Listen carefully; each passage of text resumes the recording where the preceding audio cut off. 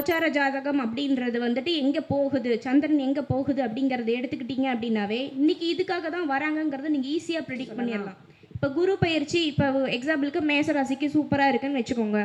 அந்த குரு பயிற்சியில் வந்து நிற்க பிளேஸ் ஆகி இன்றைக்கி பார்த்தீங்கன்னா மிதுனத்தில் இருக்காருங்களா.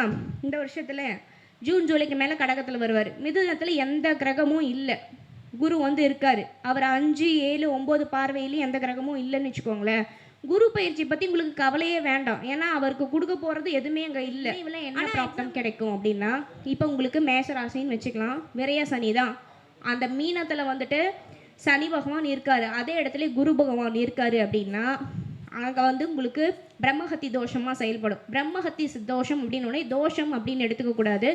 ஒரு பொருளுக்கு ரொம்ப ரொம்ப நம்ம அழகெட்டு ஓடுறது அப்படிங்கிறது தான், அந்த மாதிரி தான் நம்ம எடுத்துக்கணும். சேலத்தினுடைய வளர்ந்து வரக்கூடிய ஜோதிடர் திருமதி சௌந்தர்யா அவர்கள் கோச்சார பலன்கள் என்ற தலைப்பில் மிக சிறப்புரையாற்றுவார். மேடம் வாங்க. இங்கு அமர்ந்திருக்கும் அனைத்து ஜோதிட பெருமக்களுக்கும் ஜோதிட ஆர்வர்களுக்கும் என்னுடைய முதற்கண் வணக்கத்தை தெரிவித்துக் கொள்கிறேன். எப்போதும் சொல்கிற மாதிரி எல்லாம் வல்ல உத்திஷ்ட கணபதியை வேண்டிக்கிறேன். தத்புருஷாய வித்மகி வக்ரதுண்டாய தீமகி தன்னோ தந்தி பிரசோதயான்னு சொல்லி ஆரம்பிக்கிறேன். இப்போ பேச போகிறது பார்த்திங்கன்னா கோச்சார பலன். கோச்சார பலன் எடுத்தோடனே நம்ம வருட கிரகங்கள் அப்படிங்கிற குறிப்பிடுற குரு, கேது, ராகு, சனியை தான் நம்ம எடுத்துப்போம். கோச்சாரம் எந்தெந்த வகையில் நமக்கு பயனளிக்குது அப்படிங்கிறத ஃபஸ்ட்டு பார்த்துருவோம். கோச்சாரம் அப்படிங்கிறது சூரிய பகவான் 1 மாதமும், சந்திரன் வந்து 2.25 நாளும், புதன் வந்து 1 மாதமும், குரு வந்து 1 வருடமும், ராகு கேது வந்து 1.5 வருஷமும், சனி 2.5 வருஷமும், சுக்கரன் 1 மாதமும், செவ்வாய் 45 நாள் இல்லைன்னா 48 நாள் அப்படிங்கிறது வந்து நம்ம எடுத்துக்கிறோம். கோச்சாரம் அப்படிங்கிறது வந்து வெறுமன அதாவது வருட கிரகத்தை மட்டும் கணிக்கிறது இல்லாமல் அன்றைய கோச்சாரத்தை வச்சு ஒரு ஜாதகத்தில் ப்ரிடிக்ட் பண்ணுறது அப்படிங்கிறது 90% கரெக்டாக வருதுன்னு சொல்லலாம். ஏன் அப்படி நான் சொல்கிறேன் அப்படின்னா, இன்றைக்கி ஒரு சார் கூட குறிப்பிட்டிருந்தார். இன்றைக்கி வந்து ஒரு கோச்சார ஜாதகம் அப்படின்றது வந்துட்டு எங்கே போகுது, சந்திரன் எங்கே போகுது அப்படிங்கிறத எடுத்துக்கிட்டீங்க அப்படின்னாவே இன்றைக்கி இதுக்காக தான் வராங்கங்கிறத நீங்கள் ஈஸியாக ப்ரிடிக்ட் பண்ணிடலாம்.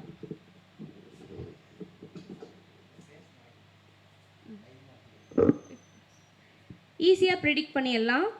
இப்போ வந்துட்டு இப்போ சந்திரன் வந்து 7ல் நிற்கிது அப்படிங்கிறப்ப திருமணம் சார்ந்த கேள்வி தான் கேட்குறாங்க அப்படிங்கிறத ப்ரிடிக்ட் பண்ணிடலாம். இப்போ 5ல் நிற்கிது அப்படின்னா குழந்தைக்கு தான் வராங்க, இல்லை குலதெய்வத்தை நோக்கி ஒரு கேள்வி வருது அப்படிங்கிறத ப்ரிடிக்ட் பண்ணிடலாம். இல்லை 2ல் நிற்கிது அப்படிங்கிறப்ப திருமணத்துக்காகவோ இல்லை தனம் அப்படிங்கிறத நோக்கி வராங்க அப்படிங்கிறதும் ப்ரிடிக்ட் பண்ணிடலாம் அப்படின்னே சொல்லலாம்.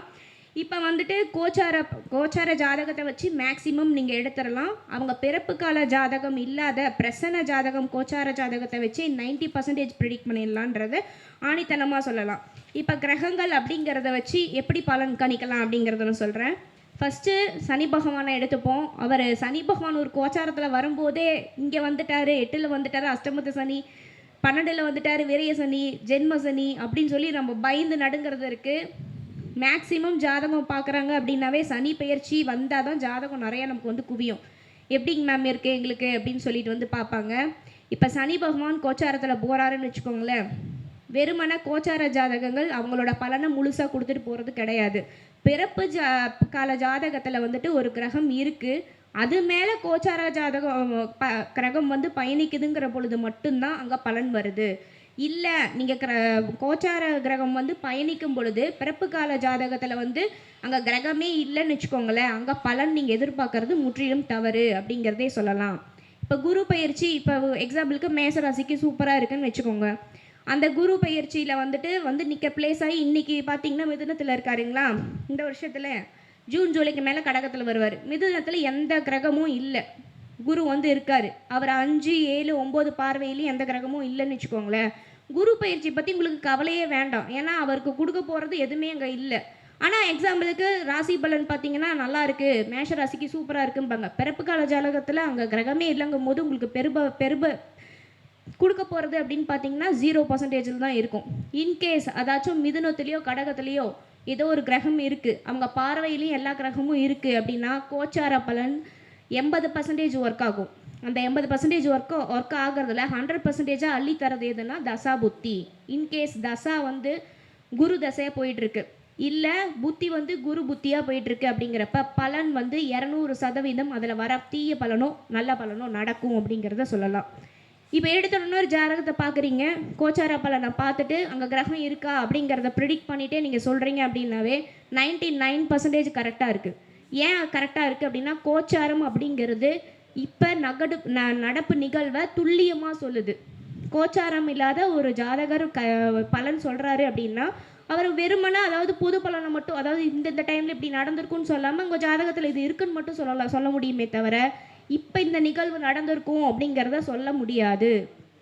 இப்போ ரீசெண்டாக நடந்த ஒரு இன்சிடெண்ட்டை சொல்லணுன்னா கோச்சாரம் தான் 99% ஒர்க் ஆகுது. சரி, இப்போ சனி வந்துட்டு குரு மேலே போகிறாரு அப்படின்னு வச்சுக்கோம். என்ன பலன் அப்படின்னு சொல்லி, அதாவது நான் கோச்சார சனி வந்து பிறப்பு கால குரு மேலே போகிறத நான் சொல்கிறேன். உங்களுக்கு வந்து சனி குரு பிறப்பு கால ஜாதகத்தில் இணைவு இல்லை. கோச்சாரத்தில் சனி போகிறாரு, யார் மேலே? குரு மேலே போகிறாரு அப்படின்னு வச்சுக்கிட்டிங்கன்னா அதை இணைவாக தான் நீங்கள் கருதணும். அது இணைவு தான். அந்த காலம், அதாவது 2.5 வருஷத்தில் அது இணைவு. இல்லை பார்வை சமசப்தபமாக இருக்குது, உங்கள் பிறப்பு கால ஜாதகத்தை எடுத்துக்கோங்க, அப்படி இருந்தாலும் அது இணைவாக தான் நீங்கள் கருதணும். அந்த இணைவில் என்ன பிராப்தம் கிடைக்கும் அப்படின்னா, இப்போ உங்களுக்கு மேஷ ராசின்னு வச்சுக்கலாம், விரைய சனி தான்.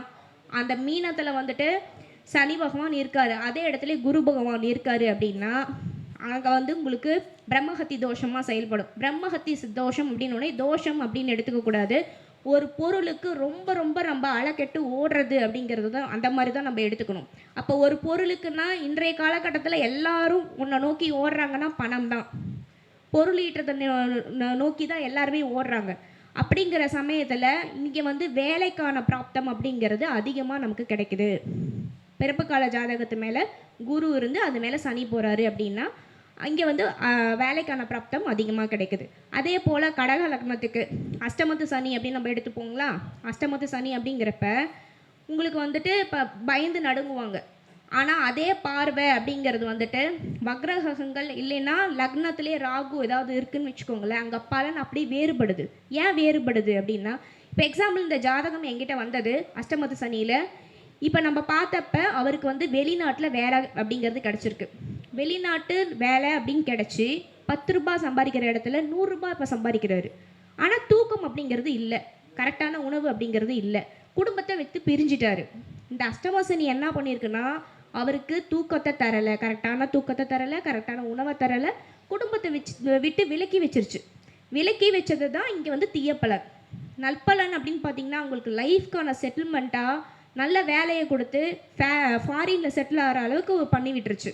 இப்போ இதே கோச்சாரம் வந்து எல்லாத்துக்கும் செயல்படுமா அப்படின்னா, அந்த இடத்துல குருவும் இல்லை, பார்வையும் இல்லை, இல்லை அங்கே வந்து ராகு மட்டும் இருக்குன்னு வச்சுக்கோங்க, மீனத்தில் ராகு மட்டும் இருக்குன்னு வச்சுக்கோங்க.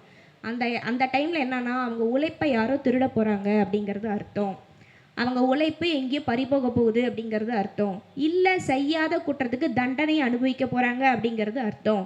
அங்கே பிறப்புக்கால ஜாதகத்தில் இருந்து அதை வந்து சுபர் யாராவது பார்க்குறாங்களா அப்படிங்கிறத கால்குலேட் பண்ணணும். சுபர் பார்வை இல்லை அப்படிங்கிறப்ப கன்ஃபார்ம் இது நடக்குங்க, எச்சரிக்கையாக இருந்துக்கோங்க, பரிகாரம் இது எல்லாமே நீங்கள் பண்ணி தான் ஆகணுங்கிறத தெளிவாக சொல்லிடணும். இதில் இந்த மாதிரி அமைப்பில் தான் நிறைய பேர் சிறைப்படுறது, செய்யாத குற்றத்துக்கு போய் தண்டனை அனுபவிக்கிறது அப்படிங்கிறதெல்லாம் நடக்கும். இப்போ வந்து சனி வந்து குரு ராகு சொல்லிட்டேங்களா, கேது மேலே போகுது கோச்சாரத்து மேலே அப்படின்னு வச்சுக்கோங்க. இன்கேஸ் ஜாதகம் பார்க்குறவங்க இங்கே யாராச்சும் ஒருத்தர், இல்லை இங்கே சேனலை பார்த்துட்டு இருக்கவங்களுக்கு கோச்சாரத்தில் கேது மேலே சனி போகுது அப்படின்னா நம்ம பயப்பட தேவையில்லை. ஏன்னா நம்ம கேதுவோட தொழில் தான் பண்ணிகிட்ருக்கோம், கர்ம தொழில். வக்கீல், ஜாதகம் பார்க்குறவங்க, மருத்துவத்துறையில் இருக்கவங்க, நைட் ஷிஃப்ட் பார்க்குறவங்க, தண்டனையை வழங்குறவங்க, ஜட்ஜு, இவங்க எல்லாமே வந்துட்டு இந்த காரகத்துவத்தில் வர்றதுனால பயப்பட தேவையில்லை. தொழில் முன்னேற்றம் அப்படிங்கிறது அங்கே கிடைக்கும். ஆனால் எதில் பார்த்துருக்கணும்னா, வாய் வார்த்தைகளில் பார்த்துருக்கணும். அப்போ தான் நம்மளுடைய லைஃப்பில் நம்ம அந்த கடுஞ்சொற்களை பேசியிருக்கவே மாட்டோம். ஆனால் கேதுவும் சனியும் கோச்சாரத்தில் இணையும் போது கடுச்சொற்கள் அப்படிங்கிறது நமக்கு தேவையில்லாத அந்த நம்மளுடைய கேரக்டரிஸ்டிக்ஸே ப்ரிடிக்ட் பண்ணுறது தப்பான ஒரு இதில் நம்ம பாதையில் கொண்டு போய்டும். நிறையா ஜோதிடர்கள் ஒரு பீரியட் டைமில் கடுஞ்சொற்கள் அப்படிங்கிறத பயன்படுத்துவாங்க. இதை விளங்காது, நடக்காது. அந்த பீரியடெல்லாம் ஜாதகம் பார்க்குறவங்களுக்கே ஜாதகத்தை எடுத்து பாருங்கள், சனிக்கு எதுவும் இணைவு இருந்திருக்கும் அப்படிங்கிறத கன்ஃபார்ம் சொல்லலாம்.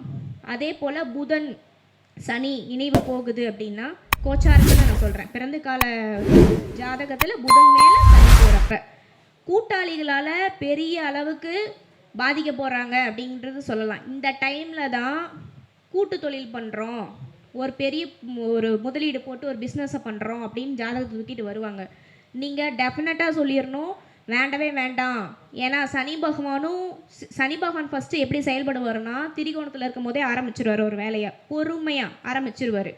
அப்போ என்னன்னா ஒரு ரொம்ப வருஷம் பிளான் வந்து உங்களுக்கு இருக்கும். ஆனால் செயல்படுத்துறது பார்த்தீங்கன்னா, கோச்சாரத்தில் புதன் போகும்போது தான் கரெக்டாக வந்து நீங்கள் கேட்பீங்க. என்னன்னு கூட்டு தொழில் பண்ணலாம், நாங்கள் ரொம்ப வருஷமாக பிளான் பண்ணுறோன்னு. நீங்கள் டெஃபினட்டாக சொல்லிடுங்க, இந்த 2.5 வருஷம் வேண்டாம், இந்த 2.5 வருஷத்தை தவிர்த்து எப்போ வேணாலும் நீங்கள் பண்ணிக்கோங்க. ஏன்னா கன்ஃபார்ம் உங்கள் காசு கூட இருக்கவன் எடுத்துகிட்டு போகிறான். இல்லை நீங்கள் நல்லா டெவலப் பண்ணி வைப்பீங்க, அதை அப்படியே அவர் எடுத்துகிட்டு போகிறாரு அப்படிங்கிறத நீங்கள் தெளிவாக சொல்லிடணும். நிறைய பேர் பாருங்கள், அவங்களோட உழைப்பை நிறையா போட்டிருப்பாங்க, இன்வெஸ்ட்மெண்ட் நிறையா பண்ணியிருப்பாங்க, முதலீடு போட்டு அவங்க தான் முதலாளின்னு ஃபஸ்ட்டு நின்றுருப்பாங்க. பார்த்தீங்கன்னா ஃபைனல் ரிசல்ட்டில் அவர் கூட இருந்தவர் வந்து நிற்பார் முதலாளின்னு. அவர் வந்து லேபராக இருப்பார், அல்ல அந்த இதை விட்டவே வெளியே போயிடுவார். ஏன் அப்படி நடந்தது அப்படின்னு பார்த்தீங்கன்னா, கோச்சார சனி புதன் மேலே போயிட்டுருப்பார். செவ்வாய் மேலே சனி போகுதுன்னு வச்சுக்கோங்களேன். இந்த டைமில் வந்துட்டு அங்கே வந்து பார்க்கணும், வக்கர செவ்வாவாக இருக்குது அப்படிங்கிறப்ப உங்களுக்கு எங்கேயோ இருந்து ரொம்ப பஞ்சாயத்தாக இருக்கிற நிலம் வந்து உங்களுக்குன்னு தானாக நிவர்த்தி ஆகும். அந்த நிலம் வந்து உங்களுக்கு கரெக்டாக வந்துடும். ஆனால் சனி செவ்வாய் வந்து இணைவு வந்து பிரச்சனையை தானே கொடுக்கும். எப்படி நீங்கள் இப்படி சொல்கிறீங்க அப்படின்னா, அங்கே வக்கர செவ்வான்னு ஒன்று செயல்படுது அப்படிங்கிறத நம்ம எடுத்துக்கணும். வக்கரம் அப்படின்னாவே ஒரு கிரகம் தன் இயல்பிலிருந்து மாறாக செயல்படுது அப்படின்னு தான் நம்ம எடுத்துக்கணும். அப்போ அந்த பாயிண்ட் என்ன ஆகுதுன்னா, வக்கர செவ்வாவோட சனி இணையும் பொழுது பிரச்சனைக்குரிய நிலம் 10 பேத்துக்கு அது பிரச்சனையாக இருந்துச்சு, ஆனால் உங்ககிட்ட வரப்போ அந்த பிரச்சனை நிவர்த்தியாகி அது லக்காக மாறிடுது அப்படின்னு எடுத்துக்கலாம். ஆனால் இதே டைமில் தான் அதனால் எதிரிகள் அதிகமாகி அடிதடி, சண்டை, கோர்ட்டு கேஸு, ரத்த காயம் படுறது, ஆக்சிடெண்ட் ஆகிறது அப்படிங்கிறது நடக்கும். எப்படி நீங்கள் வக்கர செவ்வாய் தானே இப்படி இது நடக்குதுங்கிறீங்க, எப்படி ஆக்சிடெண்ட் ஆகுதுன்னு சொல்கிறீங்க அப்படின்னா, அந்த காரகத்துவத்தில் இந்த இது மட்டும் பாசிட்டிவாக செயல்படுதுங்கிறது ஒரு கோல்டன் பாயிண்ட்டுன்னே சொல்லலாம் வக்கர செவ்வாய் அப்படிங்கிறது. ஆனால் அடிதடி படுறது, சண்டை போடுறது, ரத்த காயம் வர்றது இது வந்து நியூட்ரலாக தான் இருக்குது. அதே போல் வந்துட்டு குரு மேலே சனி, நான் ஆல்ரெடி சொல்லிட்டேன் உங்களுக்கு ஓட வைக்கும்னு. இதே குரு வந்து ராகு மேலே போகுதுன்னு வச்சுக்கோங்களேன், பெரும் பணம் எங்கேயோ இருந்து உங்களுக்கு வரப்போகுது. ஒன்று வீடு விற்கிறீங்க, இல்லை காடு விற்கிறீங்க, இல்லை மியூச்சுவல் ஃபண்டில் போட்டிருக்கீங்க, எங்கேயோ இருந்து காசு வருது. அந்த காசு எங்கே போக போகுதுன்னு பார்த்தீங்கன்னா, ராகு சண்டாலன்னு நம்ம சொல்லுவோங்களா, அந்த மாதிரி யாரோ ஒரு சண்டாலன் அங்கே கூட இருக்கிறவங்களோ இல்லை எங்கே இருந்தோ அப்போ தான் வருவாங்க. எங்கேருந்து வந்தாங்கன்னே தெரியல, இப்போ தான்ப்பா நமக்கு பழக்கமானாங்கண்ணா, அவங்கக்கிட்ட போய் ஒரு பெரும் காசை கொடுத்துட்டு ஏமாற போகிறீங்கிறது கரெக்டாக தெரிஞ்சுக்கோங்க. இந்த ஒரு ஜாதகம் பார்த்தேன் நான், குரு சனி, அதாவது சனி வந்து குரு மேலே மீனத்தில் போகுது, கடகத்தில் ராகு இருக்கார், அது மேலே இப்போ கோச்சார குரு போகுது. அவர் வீடு விற்க போகிறாரு. நான் சொல்கிறேன், வீடு விற்க போகிறீங்க, காசு கையில் வரப்போகுது, எடுத்துகிட்டு போய் கரெக்டாக யார்கிட்ட கொடுக்கக்கூடாதோ அங்கே போய் கொடுக்க போகிறீங்க அப்படின்னு சொன்னேன். இதுக்கு என்ன பண்ணுறது அப்படின்னு கேட்டாங்க. ராகு காலத்தில் உக்கிர தெய்வத்தை வழிபடுங்க. உக்கிர தெய்வத்தை ஏன் வழிபட சொல்கிறேன்னா, அப்பா சொன்ன மாதிரி ராகுங்கிறது பிரம்மாண்டம், பெருக்கிறவர். அந்த டைமில் போய் நீங்கள் உக்கிர தெய்வத்தை வழிபடுறீங்கன்னா, அந்த உக்கிர தெய்வம் என்ன பண்ணுன்னா, அவருடைய தத்துவத்தையும் அவரோட இதையும் குறைக்கும். அதனால ராகு காலத்தில் காளியம்மனை வழிபடுங்க, பெரியண்டிச்சம்மனுக்கு போய் விளக்கு போடுங்க, எலுமிச்சை பழ மாலை போடுங்கன்னு சொல்லுவோம். அதை பண்ணுங்க. அப்படி பண்ணால் நடக்காதான்னு கேட்டால் நடக்கும். ஆனால் உங்கள் சிந்தனைக்கு அது வரும், இவங்க நம்ம ஏமாற்ற போகிறாங்க அப்படிங்கிற ஒரு சிந்தனை நமக்கு முன்னாடியே நிமித்தமாகவோ சகுனமாகவோ கிடைக்கும் அப்படிங்கிறது 100% உண்மை. அதுலேருந்து நம்ம தப்பிச்சுக்கலாம். இதே குரு வந்துட்டு புதன் மேலே பயணிக்கிறாரு அப்படின்னா, இந்த நான் ஃபஸ்ட்டு பாயிண்ட் சொன்னேன் பார்த்தீங்களா, சனி வந்து புதன் மேலே போகிறப்ப ஏமாற்ற போகிறாருன்னு, நீங்கள் அதை பண்ண போகிறீங்க. என்னன்னா, ஒரு நல்ல ஒரு நிறுவனத்தில் போய் 2 பேரும் சேர்ந்து போட போகிறீங்க, அவர் உழைப்பை போட போகிறாரு, அவர் காசை போட போகிறாரு, நீங்கள் ஏமாத்தணும்னு நினைக்க போகிறது இல்லை, அவராக தானாக இந்தப்பா நீ வச்சுக்கோ, என்னால் முடியல நீ டர்ன் அவுட் பண்ணிக்கொண்டு கொடுத்துட்டு போகிறாரு. அப்போ வந்து இந்த மாதிரி தெரியுது, நான் அது தப்பு இல்லையா அப்படின்னு கேட்டால் தப்பு இல்லை, அது தானாக வர்றது தப்பு கிடையாது. நம்ம போய் ஒருத்தரை ஏமாற்ற போகிறோங்கிறது தப்பு. கர்மாங்கிறது 2 பிரிவினையிலே பிரிக்கிறோம். தானாக போய் நம்ம வேணும்ன்ட்டு பண்ணுற கர்மா, நமக்கு விதிக்கப்பட்ட கர்மா அப்படின்னு. நம்ம இன்றைக்கி போய் நிற்கிறப்போ ஒரு எறும்பு நம்ம கால் கடியில் சிக்கிக்குது, நமக்கு தெரியாமல் பண்ணது, அது கர்மா தான். ஆனால் அதுவும் கர்மா தான், அதுக்கான வினையும் நம்ம அனுபவிச்சு தான் ஆகணும். ஆனால் நம்ம போய் தெரிஞ்சு ஒரு பாம்பு புத்தை இடிக்கிறோம். இது நான் வந்து உயிரினங்களில் சொல்கிறேன், மனுஷனே பண்ணுறாங்க 2 வித கர்மாவில். அந்த 2 வித கர்மாக்கான வினைகளை நம்ம அனுபவிச்சு தான் ஆகணுங்கிறப்ப, இங்கே வந்து பரிந்துரை அப்படிங்கிறது, அதாவது கடவுளாக பார்த்து நமக்கு சரி பரவாயில்ல தெரியாமல் பண்ணான் அப்படின்னு ஒரு பரிந்துரை அப்படிங்கிறது பார்த்திங்கன்னா, தெரியாமல் மதிச்சதுக்கு அப்படிங்கிறது ஒரு 50%, தெரிஞ்சே பண்ணதுக்கு ஒரு 100% அப்படின்னு தான் போகும். இன்னொன்று கோச்சார பலனில் சனி பகவான் சனி மேலே போகிறாரு அப்படின்னா உங்களுடைய நீங்கள் பண்ண கர்மாவும் உங்கள் அப்பா அம்மாவோட கர்மாவும் உங்களுக்கு வந்து கிடைக்க போகுது அப்படிங்கிறது 100%.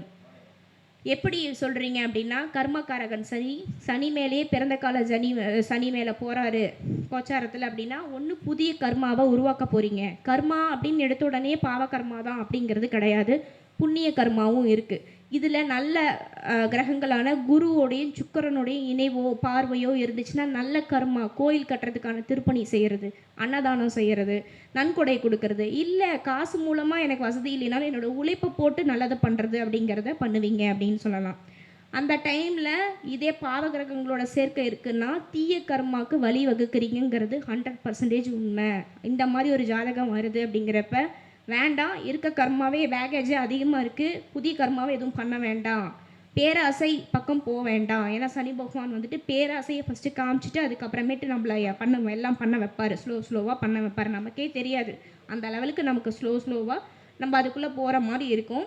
அதுக்கான பரிகாரம் பார்த்திங்கன்னா நல்ல எண்ணெய் நிறைய இன்டேக் எடுத்துக்கோங்க. வெளியே பரிகாரம் செய்கிறத விட நம்ம உள்ளுக்குள்ளே நம்ம கொடுக்கறது நல்ல பிராப்தத்தை கொடுக்கும். நல்லெண்ணெய் அவரோட கரகத்தூத்தை நீங்கள் எடுத்துக்கிறீங்களே எப்படி அப்படின்னா நல்ல மன அமைதியும் சரி மதிநுட்பமும் சரி நல்லெண்ணெயை தினைக்குமே காலையில் ஆயில் புல்லிங்லாம் பண்ண சொல்லுவாங்க.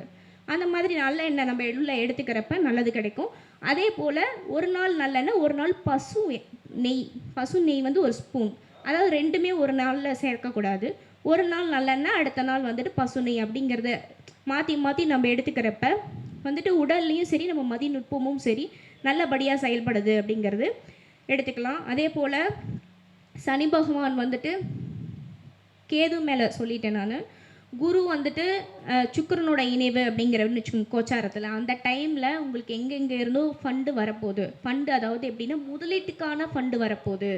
முதலீட்டுக்காகனா ரொம்ப நாளாக ஏதோ ஒரு பிஸ்னஸ் பண்ணணும் அப்படின்னு நினச்சிட்டு இருந்தீங்கன்னா, கடன் கிடைக்கலன்னு வச்சுட்டு இருந்தீங்கன்னா அந்த காசு வரப்போகுது. அதை வந்து நீங்கள் எப்படி செயல்படுத்த போகிறீங்கிறது தசாபுத்தி நிர்ணயிக்கும். இப்போ காசு வரப்போகுதுங்க, இந்த காசு நீங்கள் சொன்னோன்னே எங்கெங்கே காசு என்கிட்ட இப்போ ஃபுல்லாக ட்ரையாக இருக்குது, எங்கேருந்து எனக்கு கிடைக்க மாதிரி இல்லை அப்படின்னிங்கன்னா அந்த கோச்சாரம் மாறி அந்த கிரகத்தோட டிகிரி வைஸில் கனெக்ட் ஆகிறப்ப பாருங்கள் காசு எப்படியோ இருந்து வந்துடும். அந்த காசை வந்துட்டு நீங்கள் வந்துட்டு தசாபுத்தி பார்த்துக்கோங்க. இதே வந்து விரயஸ்தானத்துக்கு தசாபுத்தி போகுதுன்னா அந்த 12ஆம் இடம் அப்படிங்கிறது விரயஸ்தானமாக போகுதுங்கிறப்ப ஏதோ ஒன்று கெட்டதுக்கு செலவு பண்ண போகிறீங்கன்னா ஒரு வீட்டை கட்டுங்க. அந்த டைமில் தான் சொல்லணும். சனி 12 வந்தோடனே நீ வீட்டை கட்டுன்னு சொல்லிடக்கூடாது. அதுக்குன்னு அந்த மாதிரி சொல்லி தான் நிறைய பேர் கடன் வாங்கி கடனில் மாட்டியிருக்காங்க. ஏன்னா விரயஸ்தானத்தில் சனி வந்துருச்சு, எப்படியும் விரைய பண்ண போகிற வீட்டை கட்டுன்னு சொல்லி வீட்டை கட்டுறேன்னு சொல்லி ஒன்றுக்கு லக்ஸுரியஸாக அப்போ தான் மத்திய நுட்பமே நமக்கு இருக்காதே. 5 லட்சம் போடுற இடத்துல 50 லட்சம் போட்டு கடன் ஆகி லைஃப் லாங் அதுக்காக தண்டம் கட்டுறவங்க எவ்வளவோ பேர் இருக்காங்க. இந்த மாதிரி கிரகச்சேர்க்க கோச்சார பலன் தசாபுத்தியும் சப்போர்ட் பண்ணும்போது மட்டும் சொல்லுங்கள் என்னன்னு. நீங்கள் விரயம் பண்ணாத இந்த மாதிரி சேமிப்பு ஒரு மியூச்சுவல் ஃபண்டில் போடுறதோ, ஏன்னா அப்போ அவங்களுக்கு மதிய நுட்பங்கிறது நல்லாயிருக்கும். மோஸ்ட்டாக அத்தை அக்கா அதாவது பெண்கள் சிவாரிஸில் ஏதாவது ஒன்று சொல்கிறாங்கன்னா அவங்களுக்கு நாலேஜே இல்லைனாலும் பரவாயில்ல, அவங்க வாயிலிருந்து வர்றது சகுனமோ நிமித்தமாகவோ இருக்கும். அவங்க சொல்கிறத பின்பற்றுறீங்க அப்படிங்கிறப்ப உங்களுக்கு நல்ல பிராப்தம் அப்படிங்கிறது கிடைக்கும். மோஸ்ட் ஆஃப் த டைம் வந்துட்டு கோச்சார பலன் அப்படிங்கிறது 99% ஒர்க் ஆகுது அப்படின்னு சொல்லி உன்னோட உரையை முடிச்சுக்கிறேன். வாய்ப்பளித்த எஸ்கே சாருக்கு நன்றி கூறி விடைபெறுகிறேன். இங்கே உட்காந்துருக்க ஜோதிட ஆர்வலர்கள் எல்லாத்துக்கும் நன்றி கூறி விடைபெறுகிறேன். நன்றி.